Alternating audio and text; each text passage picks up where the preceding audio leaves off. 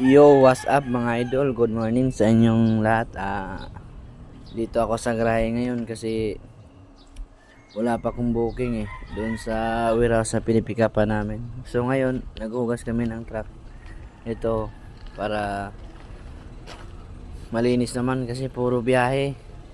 Sa isang linggo, halos din na nga uwi ng garahe kapanay panay biyahe. So ngayon, bago ako pumunta ng SM Warehouse, maghuhugas muna ako. Ito, mga idol. Tignan mo yung mga makina idol, mga dugyot. Diba?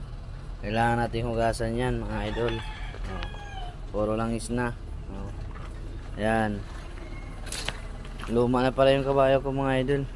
Luma na. Pero malakas pa ito bumatak. Ayan. Ayan. Yan. Hugas. Yan. Lalim mo muna yung unang hugasan bago body.